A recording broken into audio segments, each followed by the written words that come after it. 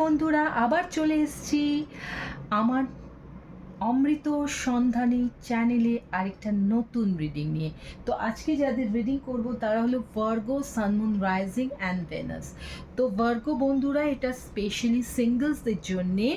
তো তোমরা যারা সিঙ্গলস রয়েছো, তোমাদের জীবনে লাভ লাইফে কি ব্লকেজ আছে এই অক্টোবর মাসে, চলো সেটা দেখে নিই। Virgo, sun, moon, rising and Venus, তোমাদের লাভ লাইফের ব্লকেজগুলো কী কী আছে, কেন বাধা আসছে, কেন পরিপূর্ণতা পাচ্ছে না তোমাদের লাভ লাইফ, প্রেমের জীবন, চলো দেখে নিই।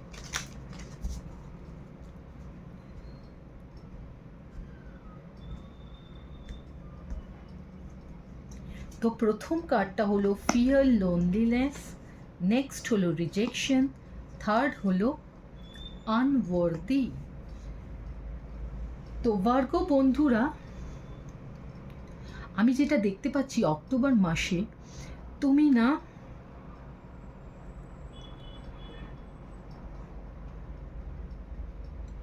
তোমার কিছু সমস্যা নিজের মধ্যে রয়েছে। যেমন তুমি নিজেকে মনে করো যে তুমি একেবারেই গ্রহণযোগ্য নও তোমার প্রেমিক বা প্রেমিকার কাছে এবং বন্ধু বান্ধবদের কাছে। তোমার এটা একটা বদ্ধমূল ধারণা হয়ে গেছে যে তুমি বুঝি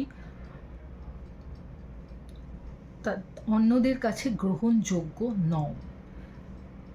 তোমার মধ্যে অনেক দোষ রয়েছে, অনেক খামতি রয়েছে, যেটার জন্যে তুমি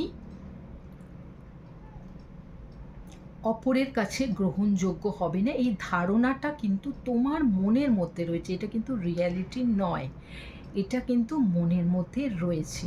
এবং সেই জন্য তোমার মনে হয় যে তোমার জীবনে কোনো ভালো রিলেশনশিপ আসতেই পারে না, তোমার জীবনে কোনো ভালো মানুষ, সুপুরুষ আসতেই পারে না, বা তুমি যে মহিলাকে, যে নারীকে নিজের স্বপ্নের নারী হিসেবে পেতে চাও, সেরকম কোনো নারী বা পুরুষ তোমার জীবনে আসতে পারে, এই ধারণাটাই তোমার মনের মধ্যে এখন নেই। সেজন্য প্রথমেই নিজেকে হিল করো এবং নিজের মনের ভেতর সেই কনফিডেন্স লেভেলটা বাড়াও যে না, তুমিও পারো এবং তোমার জীবনেও প্রেম আসতে পারে। নেক্সট দেখতে পাচ্ছি যে এই যে কনফিডেন্স লেভেলটা তোমার লো রয়েছে, সেই জন্য কি হয়েছে,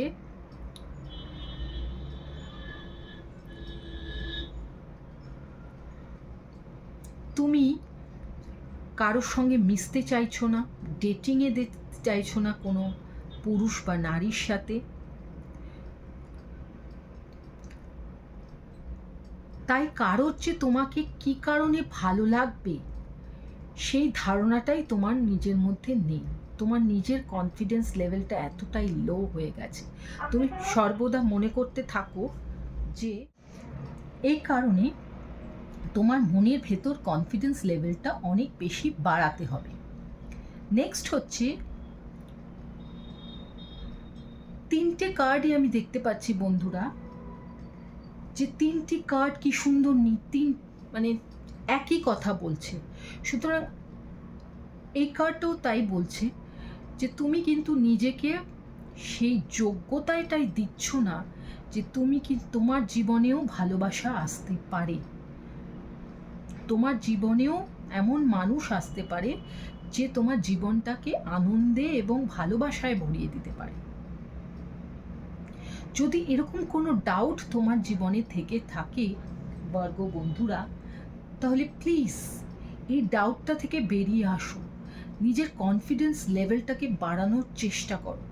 একবারে হবে না, ধীরে ধীরে করো, কারণ এটা কিন্তু তোমার লাভ লাইফটাকে রুইন করে দিচ্ছে। তিনটে কার্ডই বোঝাচ্ছে যে তোমার কনফিডেন্স লেভেলটা প্রচণ্ড লো, তোমার নিজের সম্বন্ধেই নিজের ধারণাটা এত নিম্নমানের হয়ে গেছে যে তোমাকে দেখে অন্যেরা সেই সম্মানটা দিতে পারছে না, কারণ তুমি নিজের চোখেই নিজের সম্মানটাকে হারিয়ে ফেলেছ। তো এর পেছনে কারণ অনেক কিছু হতে পারে, পাস্ট এক্সপিরিয়েন্স থাকতে পারে, প্রথম থেকেই কনফিডেন্স লেভেল লো থাকতে পারে।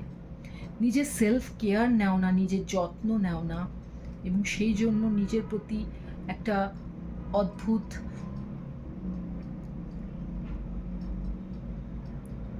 টেন্ডেন্সি রয়েছে যে তোমার নিজেরই নিজেকে হয়তো সেই লেভেলে ভালো লাগছে না।